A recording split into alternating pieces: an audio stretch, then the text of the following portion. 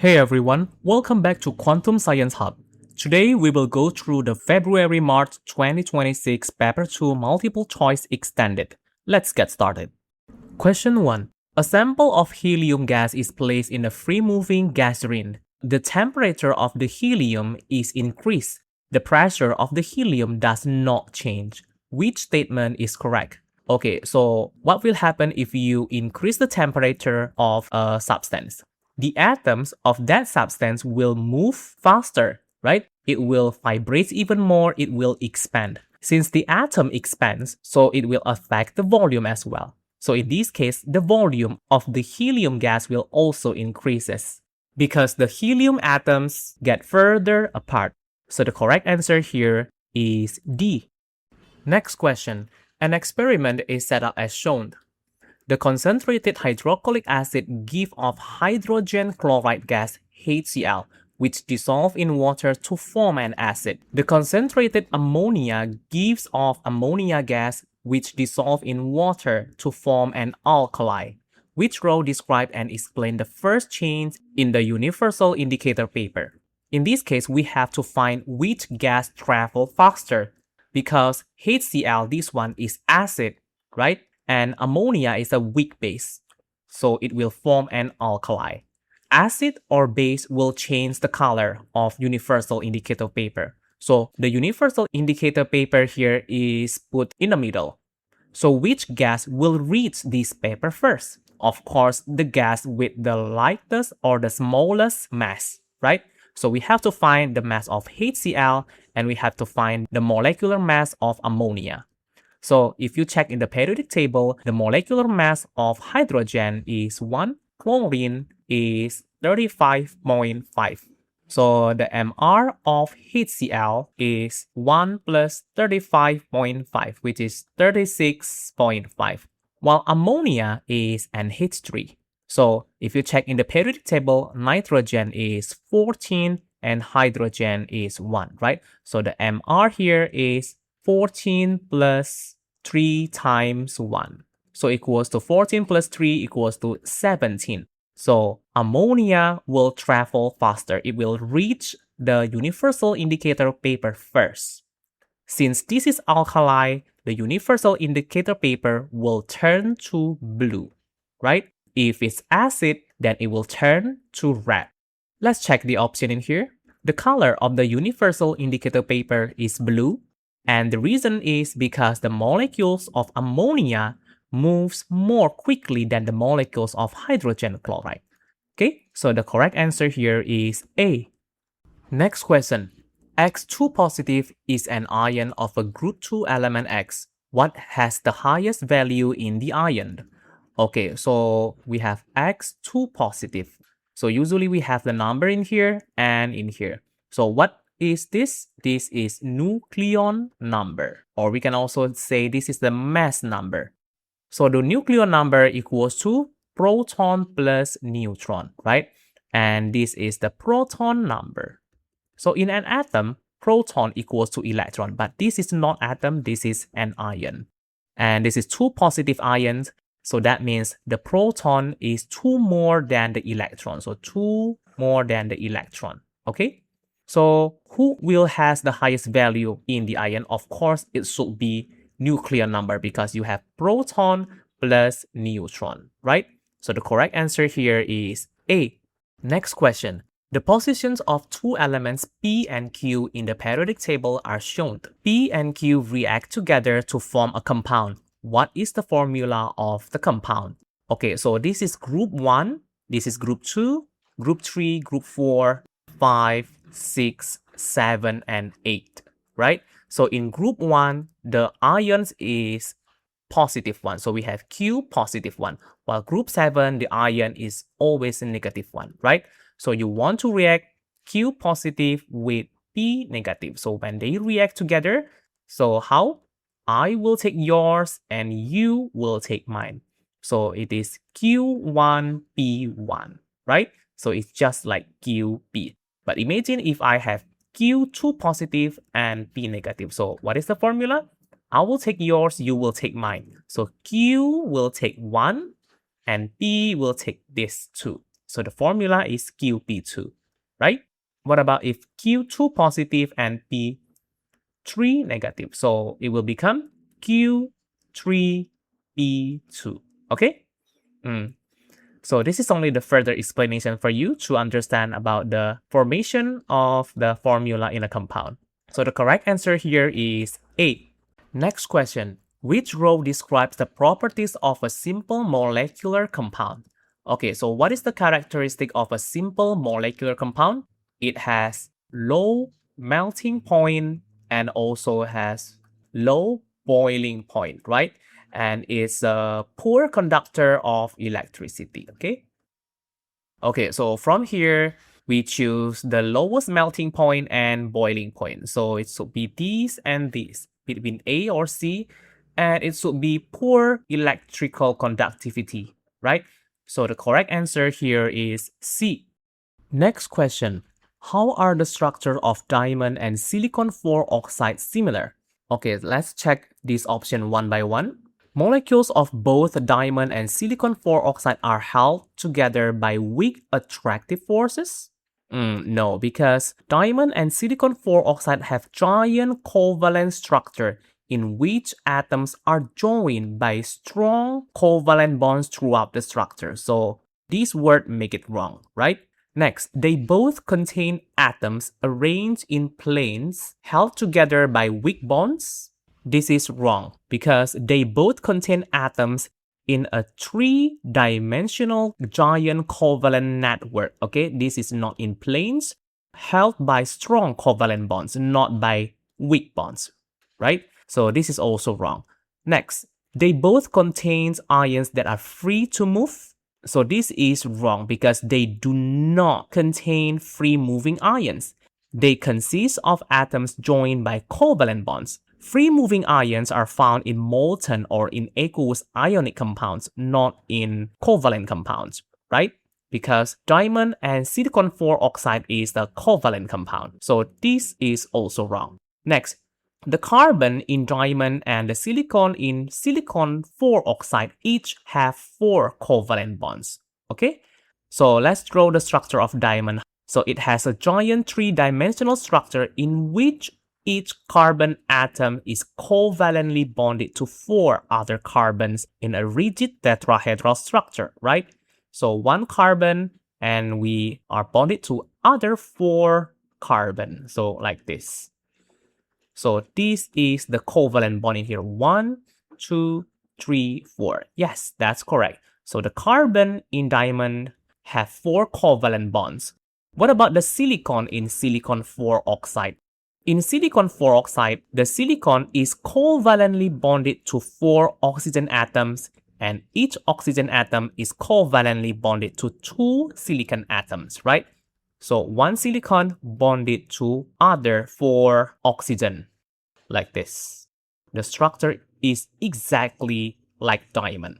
Okay, so how many covalent bond in here? 1, 2, 3, 4.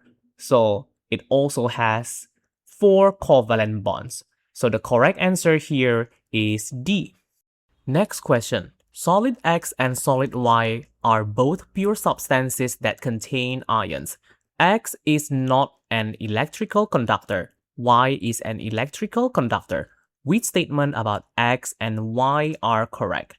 Okay, let's analyze each statement. What is X? First of all, we know X is a pure substance containing ions, right?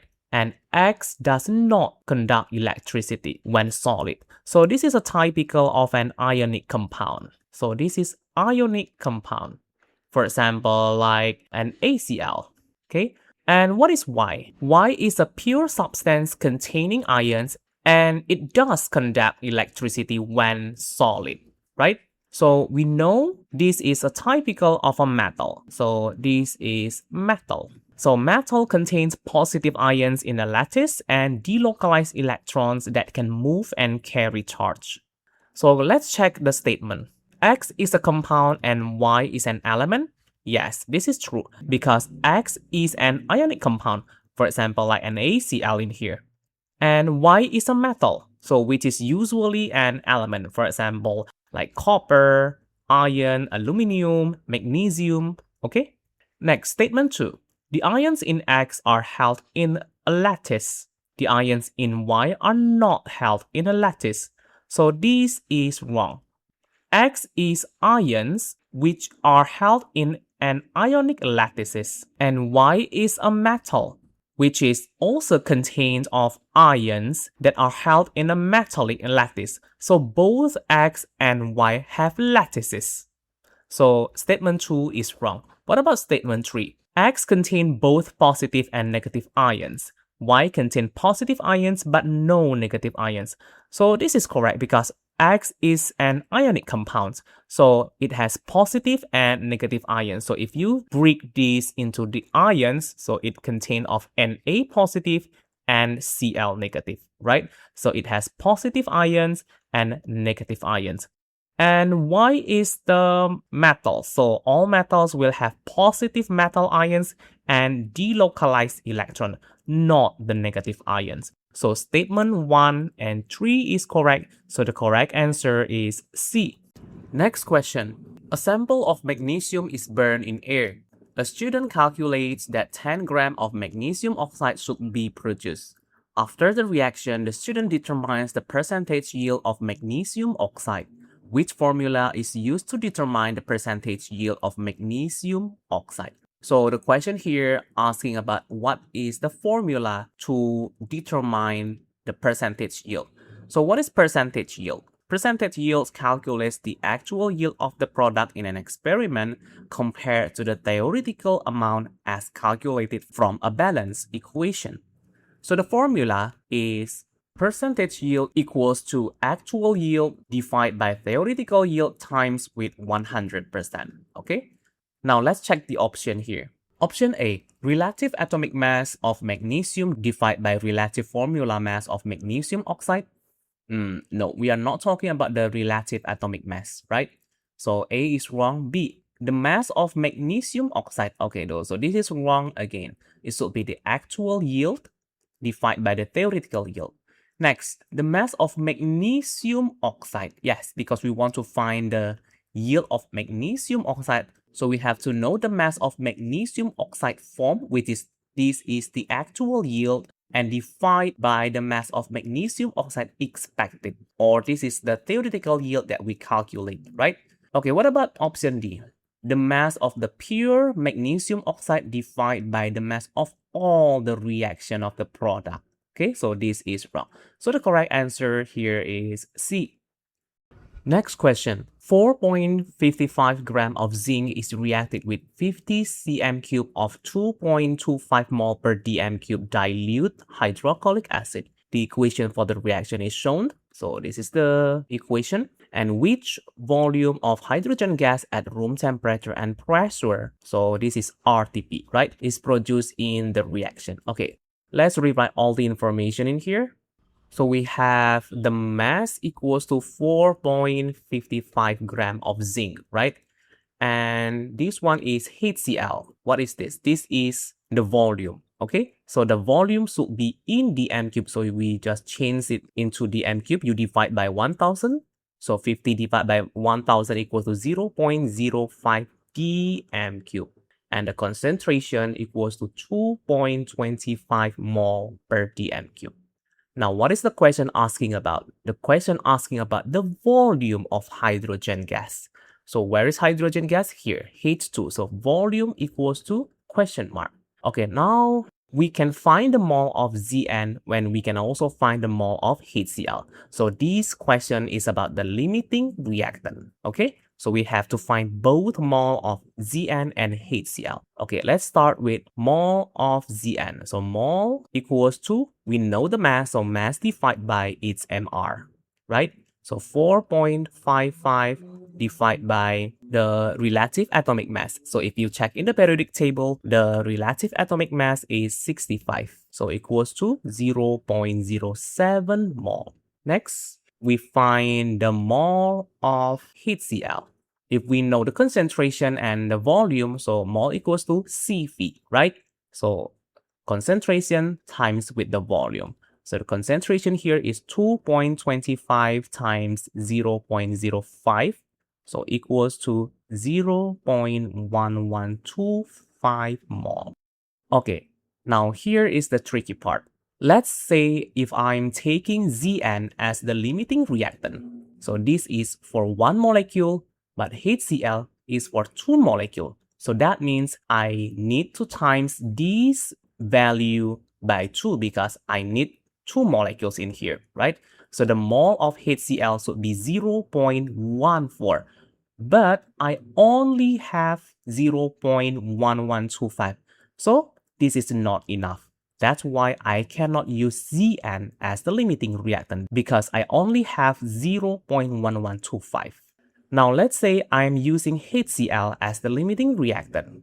Okay, so this value is for 2 molecule and I need it for 1 molecule of Zn. So that means I divide this value by 2. So 0.1125 divided by 2 equals to 0.05 something something. But I have 0.07. So that means it is more than enough. So I can use HCl as the limiting reactant, right? So in this case, HCl is the limiting reactant and I will use this value as the jumping mole to find the mole of H2. Okay, so the mole of H2 here is for 1 molecule. So 1 out of 2 times the mole of HCl. So just write in here, mole of H2 equals to 1 out of 2 times the mole of HCl is 0.1125 equals to 0.05625 mole. Okay, next. What is the formula to find the volume of a gas at RTP? Mole equals to volume divided by 24, right? So you just rearrange the formula. So volume equals to mole times 24. Now finally, we find the volume of hydrogen gas equals to mole times 24, right? So what is the number of moles? 0.05625 times with 24. So equals to 1.35 dm cubed. So the correct answer here is A. Next question. In the electrolysis diagram, oxidation is occurring at electrode 1 and reduction at electrode 2. So this is the electrolysis process. Which row shows the direction of movement of the electrons in the external circuit and of the positive ions in the electrolyte? So first of all, we should know oxidation happening at the anode, okay? And reduction happen at the cathode. If you still remember how my way to easily remember what is cathode and what is anode, I'm using the word panic, okay? Because positive anode, negative is cathode. So anode here is the positive and cathode is negative. The positive anode is occurring at electrode 1. So here is the positive and electrode 2 is the negative. And how is the movement of the electrons in the external circuit? The external circuit here means it is in the cable here. So the direction is always from positive to negative. So the arrow should be like this. Okay? So it's moving from positive and go to negative. So I'm gonna lock my answer between A or B. Now, let's continue the question. The direction movement of the positive ion in the electrolyte. So the positive ions always attracted to negative electrode, right? Because different charges will attract each other. So the positive ions will get accumulated in here. So all positive ions will get accumulated at the electrode 2. So it moves from electrode 1 go to electrode 2. So from 1 to 2. So I know the correct answer here is A. Next question. Which row describes an advantage of using the hydrogen-oxygen fuel cell and an advantage of using the petrol engine? Let's check the option in here. The advantage of hydrogen-oxygen fuel cell, do you think it can travel a greater distance after the fuel tank has been filled? Yes, it is. Not only hydrogen-oxygen fuel cell, but also the petrol engine, okay? So both statement in here is correct. Next, there are more petrol filling station. No, because this is more petrol, okay? So this is not the advantage, but it's gonna be the disadvantage. So this one is wrong. And it does not produce carbon dioxide gas which causes global warming. Yes, it is. And no risk of fire or explosion. So this one is wrong because yes, there is the risk. As we know, the energy produced is much greater than the petrol engine. So a little bit damage can cause a fire or a huge explosion. So this one is wrong. So from here, I can guess the correct answer should be C, but let's continue in here first. Option A, for the advantage of using petrol engine, it does not produce carbon dioxide gas. It still produces carbon dioxide gas which cause global warming, right? So this statement is wrong. And no risk of explosion if the fuel tank is damaged. Yes, it is. And there are more petrol filling station than hydrogen. Yes, that's correct. So the correct answer here is C.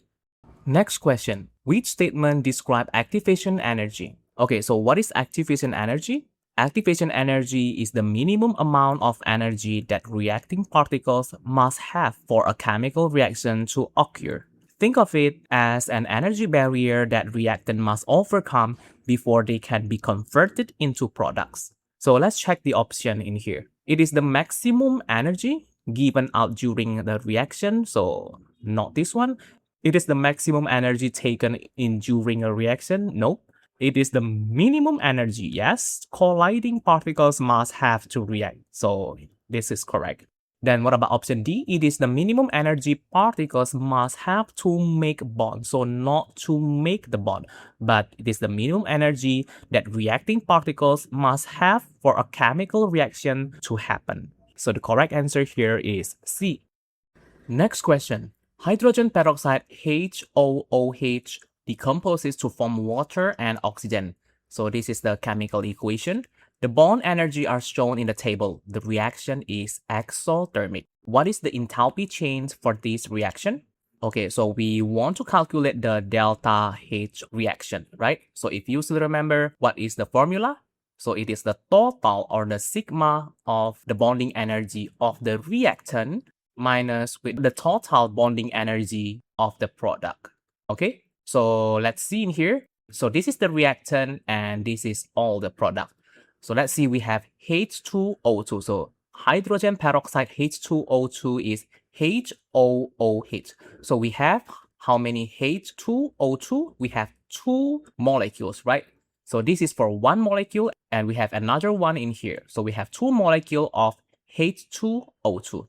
So how many bonding between H and O? So 1, 2, 3, 4, right? So we have 4 times the bonding between O and H. And how many? For single bond between O and O, 1, 2, right? So plus with 2 times the bonding between O and O. Okay, that is all for the reactants. Now minus with the total bonding of the product. So the product here is water plus oxygen. So water H2O. So you have to open the structure HOH, right? And we have 2 molecules in here. So we have another HOH. So it is 1, 2, 3, 4 bonding between O and H. So 4 times the bonding between O and H. And then plus the bonding between O and O, because this one is O2, right? So O and O, and oxygen is a double covalent bond. So plus 1 times O double bond O. Okay, so we can cross this value. So 2 times O single bond O is 150, and then minus 1 times O double bond O is 496. Okay, so this one equals to 300 minus 496 equals to negative 196. The unit here is kilojoule per mole. And yes, it is in line with the reaction which is exothermic. So exothermic means the delta H must be negative. And we have the negative value in here. So the correct answer here is B. Next question. Which row shows the source of nitrogen and hydrogen for the Haber process? Okay, so for the source of nitrogen is obtained from the air through a process called fractional distillation of liquid air. So the source of hydrogen is obtained from the natural gas which contains methane. So the correct answer here is D. Next question. Which statement about anhydrous salt is correct? So what is the meaning of anhydrous here? Anhydrous means it is dry or does not contain of water. Okay? So anhydrous cobalt 2 chloride turns from white. No, it should be from blue to pink. Okay? It is not from white to blue. Next, anhydrous cobalt 2 chloride loses water on gentle heating. Okay, so anhydrous, it's already dry. So how can it lose its water? Because it does not contain of water since the beginning. So this is wrong. Next, anhydrous copper 2 sulfate reacts with water. Yes. And to make hydrated. So hydrated, it means it is wet or contain of water. So the name here is hydrated copper 2 sulfate. So this is correct. Next, anhydrous copper 2 sulfate turns from blue to white. No, it should be from white when it is dry and it will turn to blue when it is wet or hydrated. Okay, so the correct answer here is C. Next question. The equation represents the reaction of iron 2 sulfate with acidified aqueous potassium manganate 7. So this is the chemical equation. Which ion is reduced and what is the reducing agent? Okay, so let's find out the oxidation number of MnO4 negative into Mn2 positive, right? So the oxidation number here is positive 2. Here, MnO4 negative, so equals to negative 1. Oxygen is always negative 2, but here is 4, so negative 8. So what number you put in here after you minus 8 equals to negative 1? Positive 7, right? So from positive 7 become positive 2. So this is reduction. So which ion that get reduced? MnO4, okay? While the reducing agent here means this is oxidation, but we take the reactant part. So the oxidation number of Fe2 positive is positive 2 and Fe3 positive is positive 3. So this is oxidation.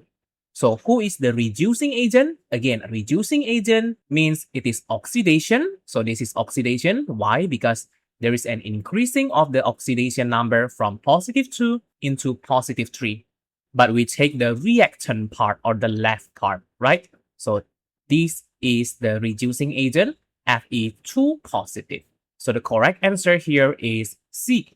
Next question. Which statement about aqueous hydrochloric acid are correct?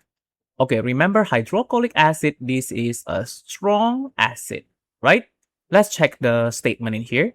It is completely dissociate in aqueous solution. Yes, it is, because strong acid will completely dissociate in aqueous solution, while weak acid will partially dissociate it, right?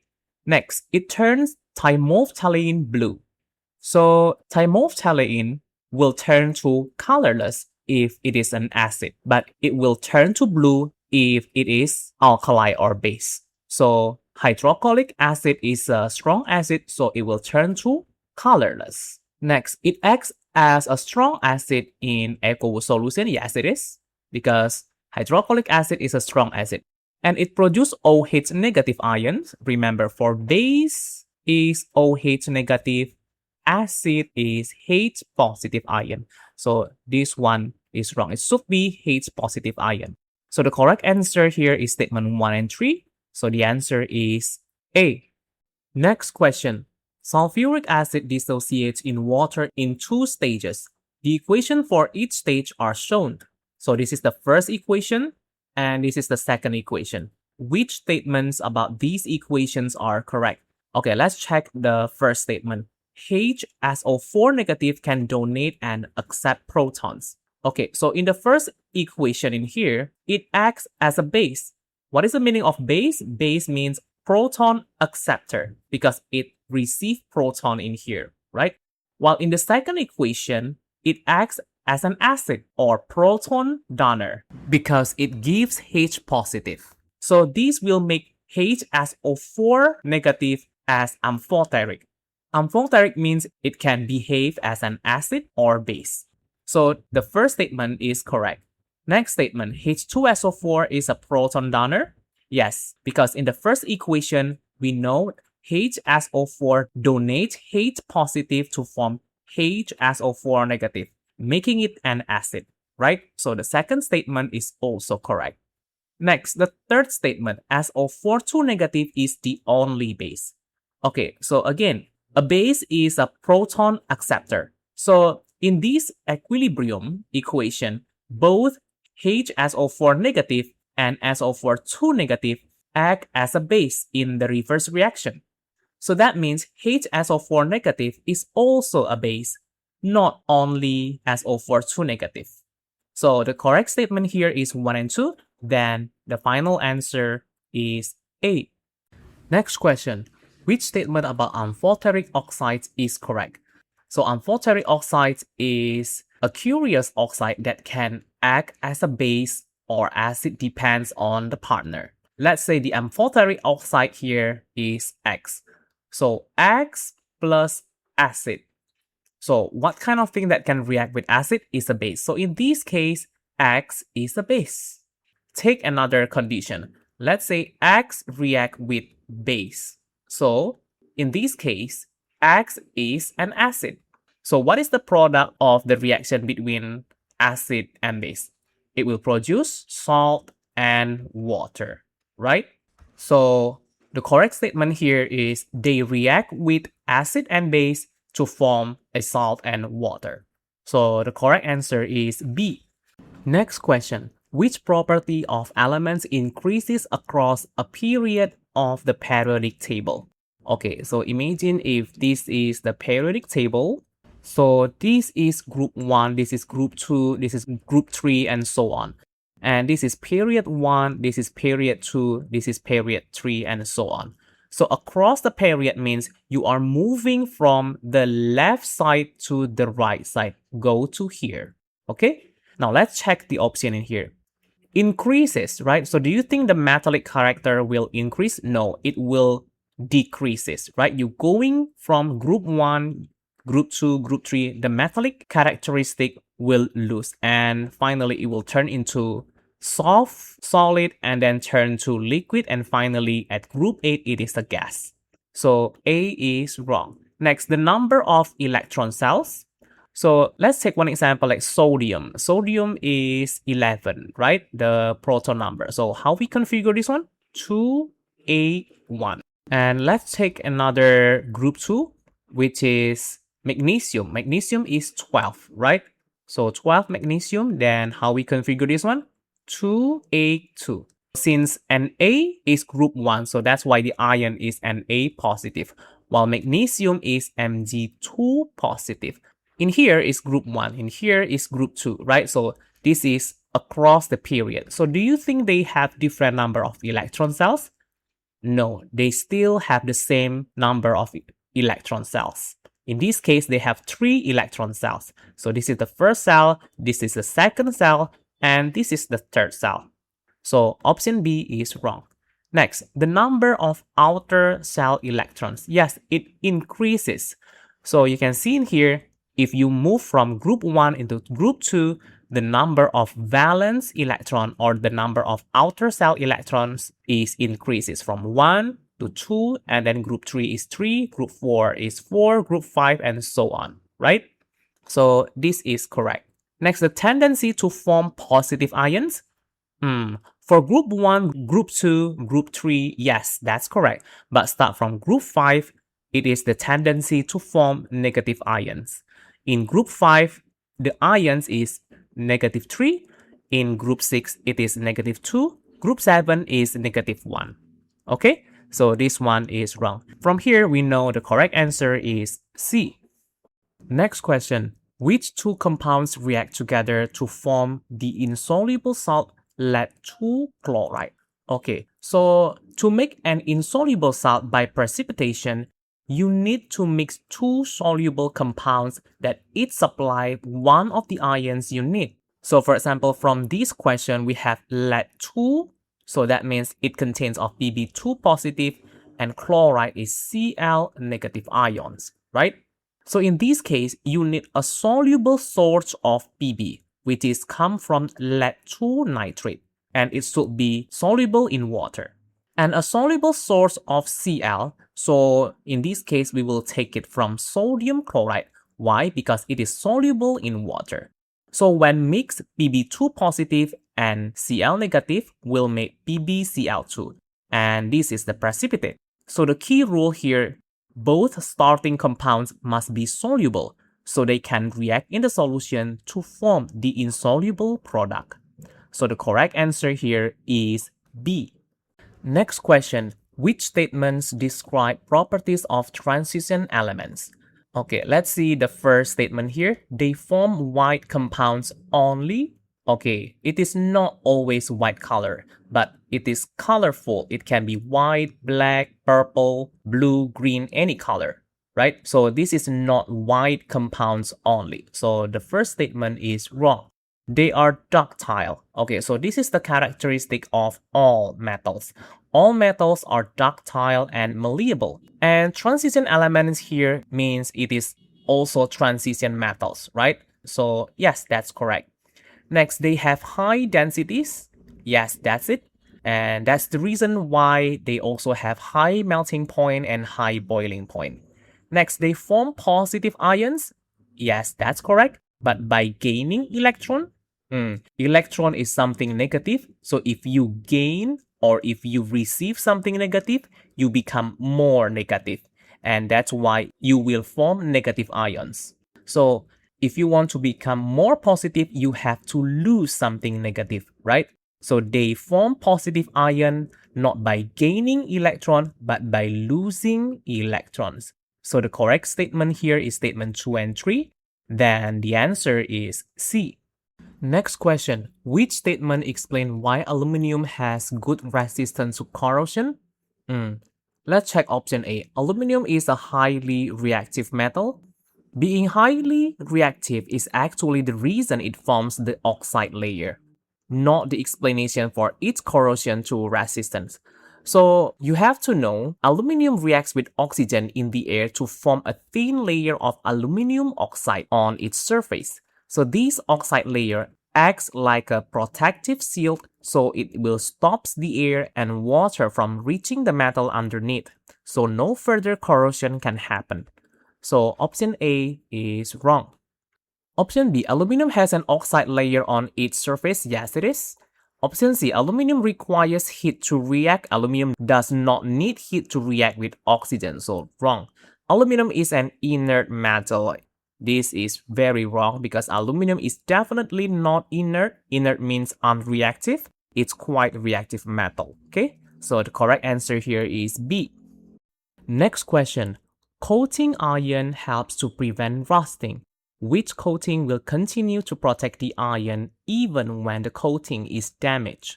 So the answer here is zinc, right? Because zinc provides sacrificial protection even if the coating is scratched or damaged. Zinc still protects the iron underneath. This works because zinc is more reactive than iron, so it corrodes or reacts first, sacrificing itself to protect the iron. And why not the others? Let's see copper. Copper is less reactive than iron, so if damaged, the iron corrodes faster, make it worse. So this is wrong. What about paint or plastic? Paint only works as the physical barrier. Once it's scratched, iron is exposed and rusts. So this is wrong. And plastic, it is just the same with paint. It is just a barrier, no protection once damaged. So the key rule here is only a coating that is more reactive than iron can offer a protection after damage. And that's only zinc among the options. So the correct answer here is D. Next question, which statements about the substances in water from natural sources are correct? Okay, let's see statement 1. Detergent contains nitrate that cause disease. Detergent do not contain nitrates. Nitrates come from fertilizers. Detergents cause foaming problems, not disease. Okay, so this is wrong. Next, sewage contains harmful microbes that cause disease. Yes, that's correct. because sewage contains harmful microbes like bacteria or pathogens that can cause disease like cholera or typhoid. So this is correct. Next, all metal compounds are toxic. Not all metal compounds are toxic. For example, iron compounds and calcium compounds are harmless or even beneficial. So this one is wrong. Next, fertilizer contain nitrates and phosphates which damage aquatic life. So this is true. Fertilizer contains nitrate and phosphate. When washed into river or lake, it will make the alga overgrowth, blocks the sunlight, plants die, and bacteria decompose them using up oxygen, killing aquatic life. So this is correct. Then the correct statement here is 2 and 4. So the answer is D. Next question. The diagram represents processes X and Y and their effect Z in increasing global warming. Okay, so the greenhouse effect works like this. The Earth emits thermal energy or the infrared radiation. And next, the greenhouse gases absorb this thermal energy, and this is gonna be the X. Next, the greenhouse gases then emit thermal energy back towards the Earth, and this is gonna be Y. As the result, less thermal energy escapes to space, causing global warming, and this is Z. So, in here, X should be the absorption of thermal energy by greenhouse gases, okay? And Y should be the emission of thermal energy to the Earth, and Z should be the reduced thermal energy lost to space. So these match option A. So the answer is A. Next question. Which equation describes the formation of two atmospheric pollutants that are not present in clean air? So, as we know, most pollutants from vehicle engines are carbon monoxide. What is carbon monoxide? It is CO, right? And carbon particles. And what is carbon particles? It is just carbon, right? And this is what we call soot. So let's check the option in here. Option A produces CO2 and H2O only. So these are normal products of complete combustion. So it does not contain of carbon monoxide or carbon, right? Option B, it produces carbon monoxide, yes, and carbon dioxide and also water. So carbon monoxide is the pollutant, but carbon dioxide is naturally present in clean air. So this is wrong. Option C produces carbon and carbon dioxide and also water. So only carbon, that correct. Okay, so this is wrong. And option D, yes, it produces carbon monoxide and carbon particles or soot and also water, right? So these both are atmospheric pollutants not present in clean air. So this is the answer. So the correct answer here is D. Next question. Some of the fraction obtained from the fractional distillation of petroleum are used as fuels for vehicles. Which two fractions are used as fuels for vehicles? Okay, so we have bitumen in here, right? And gasoline, naphtha, kerosene, and lubricating oil. Okay, gasoline. Gasoline is petrol.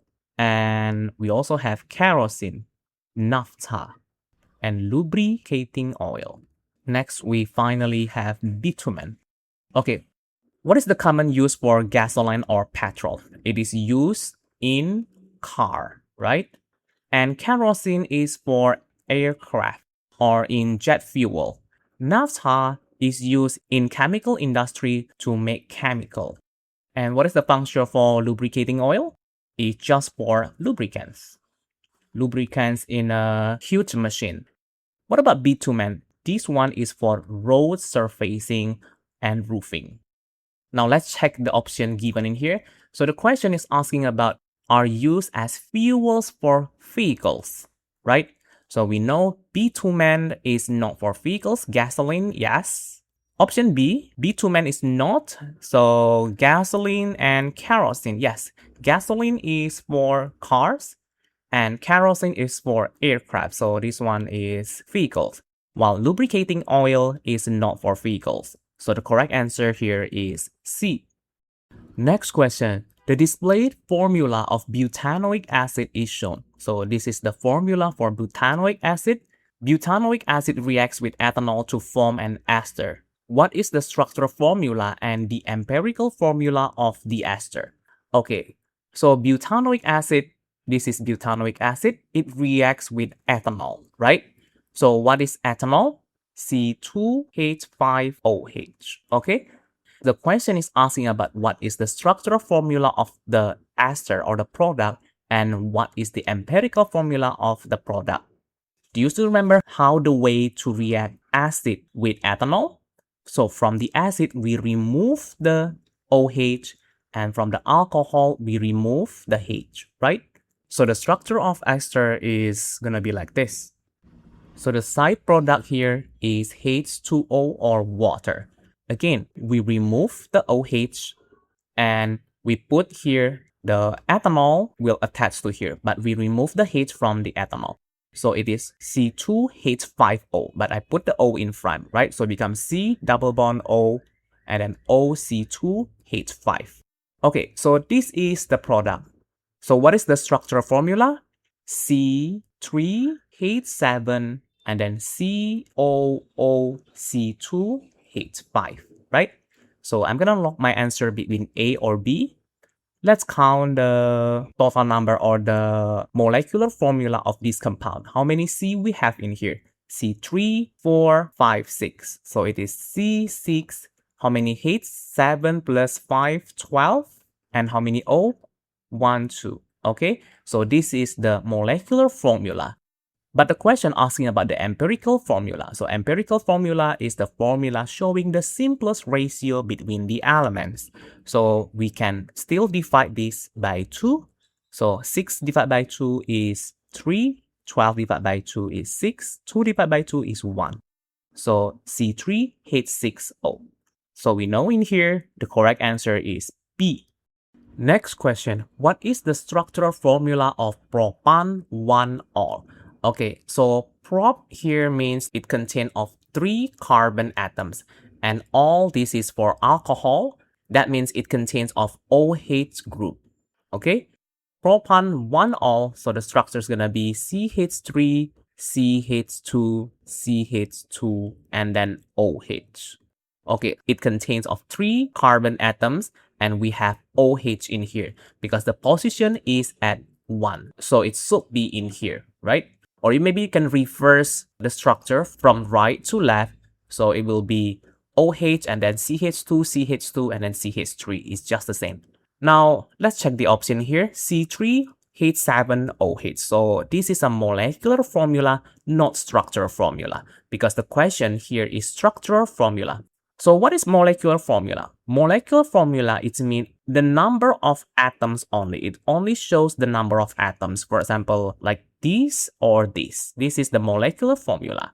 While structural formula, it shows the arrangement of atoms. For example, like this. This is the structural formula. So this is the answer. C is the molecular formula, while D here is the general formula for alcohols. So the correct answer is B. Next question. Alkenes can undergo addition reactions with aqueous bromine, hydrogen, or steam. Which reaction of ethene need a catalyst? So we have 3 options in here with aqueous bromine, with steam, and with hydrogen. Take one of the most common example of alkenes, which is ethene. Okay, so let's try with aqueous bromine, ethene plus bromine. So what is the product in here? It is dibromoethane. And this reaction happens easily at room temperature, so we don't need any catalyst. The bromine water is used as a test for alkenes, which will change the color from orange to colorless. So this one, we don't need any catalyst. Now, statement 2, with steam. So what is ethene plus steam? It will produce ethanol, right? So do you think we need catalyst here? Yes, we need phosphoric acid as the catalyst. So what is the phosphoric acid? H3PO4, and also needs high temperature and pressure as well. So from here, we know catalyst is needed. Now statement 3, with hydrogen. So ethene plus hydrogen, it will produce ethane, right? Do you think we need catalyst here? Yes, we need nickel as the catalyst. So catalyst is needed for the reaction with hydrogen. The correct statement is 2 and 3. So the correct answer here is D. Next question. Which conditions are used to manufacture ethanol by fermentation? And what is the temperature for fermentation? It's just a little bit above room temperature. So it should be around 30 to 40 degrees Celsius, right? And we need yeast in here. And this is for fermentation, okay? But if we are using hydration of ethene to make ethanol, which is you can do it in a chemistry way in the lab, then the temperature should be 300 degrees Celsius and we are using acid, right? So this is for hydration of ethene, but for yeast, by fermentation, around 30 to 40 degrees Celsius. So the correct answer here is D. Next question. Which statement about an aqueous solution of ethanoic acid is correct? So this is the option. Let's see in here. It reacts with magnesium to form water as one of the product. Okay, so what do you know about the reaction between acid plus metal? Acid plus metal will produce salt plus hydrogen, right? So it will not form water as one of the products. So this is wrong. Next, it reacts with sodium carbonate to form carbon dioxide. Remember, acid plus metal carbonate will produce salt plus water plus carbon dioxide gas. So yeah, that's correct because it will form carbon dioxide. Next, option C, it reacts with sodium hydroxide. Sodium hydroxide is a base, right? So acid plus base will produce salt plus water.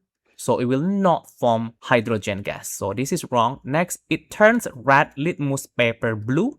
Remember, acid will turn blue litmus paper red, not red litmus paper to blue. Okay, so this is wrong. So the correct answer here is B.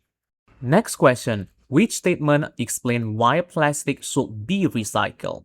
Okay, let's check each statement here. Most do not decompose when they are added to landfill.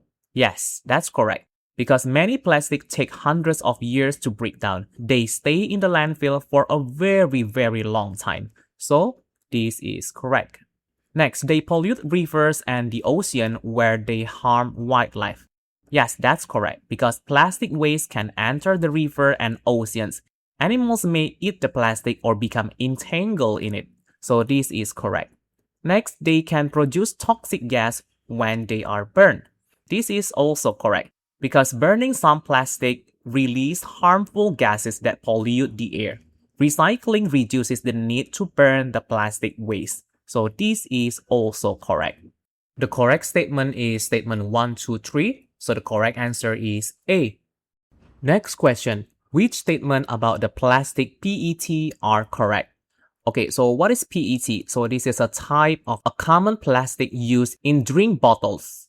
Okay, so statement 1.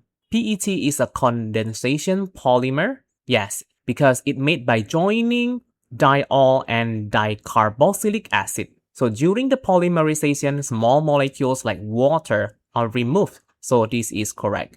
Next, PET is a polyamide. A polyamide contains amide links. So CONH like this. For example, like nylon, proteins. While PET contains what? PET contains ester links, which is COO. Okay, not amide links. So this is wrong. Next, PET can be converted into monomers and repolymerized. Yes, because PET can be chemically recycled by breaking it back into its monomer and then making a new PET again. So this is correct. So the correct statement is statement 1 and 3. So the correct answer is C. Next question. The diagram represents part of the structure of a protein. 3 atoms has been labeled X, Y, and Z. So this is the structure. Which element are X, Y, and Z? Okay, so in this case, you have to remember how is the structure of protein. So please remember the structure of protein is like this. Okay, so this is the structure of protein. Okay, so you can see in here, C connected to something double bond, which is O. So I know the X here is oxygen. After that, the C is connected into, after CO, the next part is nitrogen. This nitrogen connected to hydrogen. So I know Z here is nitrogen. And what about Y? So C double bond O in here, and after that you have N, which is connected to H, and after that you have box. So Y here is hydrogen. Okay, so X is oxygen, Y is hydrogen, and Z is nitrogen. So the correct answer here is C. Next question. Locating agents are often used in paper chromatography. Which mixture requires a locating agent? Okay, so what is a locating agent? A locating agent is used when the substance on the chromatography paper are colorless, which make you cannot see the spots. Okay, let's see option A, a mixture of two colorless substances. Yes, that is the reason why we are using locating agents, right? Because the colorless substance do not produce visible spots. So we need a locating agent to make the spot appear. So this is correct. Option B, a mixture of two insoluble substances. Remember, paper chromatography only works if the substance dissolve in the solvent and move up the paper. If they are insoluble, they stay at the start line. So the problem is not seeing them, it is that chromatography cannot separate them properly. So this is wrong. Option C, a mixture of two different colored substances with the same RF value. So because the substances have different colors, you can already see the spots without a locating agent. The real problem is that they have the same RF value, so they move the same distance and cannot be distinguished by chromatography, right? So this is wrong. Next, option D, a mixture of two substances that are the same color. Okay, so even though the substances have the same color, the spots are still visible. So a locating agent is not needed. If they have different RF value, you will see the two spots at different height on the paper. So this is also wrong. Then the correct answer here is A. Next question. A blue solid Q is soluble in water. Which method is used to obtain pure solid Q from aqueous solution? Okay, since we know Q is soluble in water, so it dissolves and forms a solution.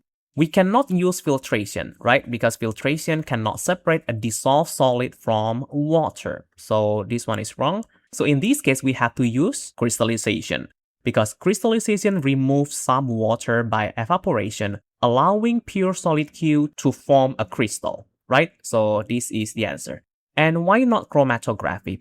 Chromatography is used to separate substances in a mixture, not to obtain a dissolved solid. While neutralization, this is a chemical reaction, not a separation method. So the thing that you have to remember here, to obtain a soluble solid from a solution, we are using crystallization. But to obtain an insoluble solid from a liquid, we use filtration. Okay, so the correct answer here is B. Next question. Two test tubes each contain a sample of water. One test tube contains pure water, but the other test tube contains water and dissolved sodium chloride as an impurity. Which test may be used to identify the test tube that contains pure water? Okay, let's see statement 1. Measure the boiling point of each water sample. Yes, this is correct, because pure water boils at 100 degrees Celsius. Water with dissolved sodium chloride boils at slightly higher temperature, so these tests can identify the pure water. Statement 2. Test each sample with acidified aqueous silver nitrate. Yes, this is correct, because sodium chloride contains chloride ions. Silver nitrate produces a white precipitate with chloride ions. Pure water gives no precipitate. Okay? Statement 3. Test each sample with anhydrous copper 2 sulfate. So this is wrong, because anhydrous copper 2 sulfate will turn from white to blue when water is present. Both test tubes contain water, so both will give the same result. So these tests cannot tell which sample is pure. So the correct statement is 1 and 2, then the answer is A. Okay, finally, we are at the last question. The results of some tests on dilute aqueous solution X are shown. So this is the test. We add aqueous ammonia dropwise, then add aqueous ammonia in excess. And the second test, we add aqueous sodium hydroxide dropwise, and then add aqueous sodium hydroxide in excess. Both give the same observation. It gives white precipitate and the precipitate dissolve to form colorless solution. So which cation is present in X? Okay, so both tests give the same result, right? White precipitate forms when a few drops are added. The precipitate dissolve in excess aqueous ammonia, and the precipitate also dissolve in excess of sodium hydroxide. So this behavior is the characteristic of Zn2 positive. Okay, why not Al3 positive? Remember, Al3 positive will give white precipitate dissolve in excess sodium hydroxide but does not dissolve in excess ammonia.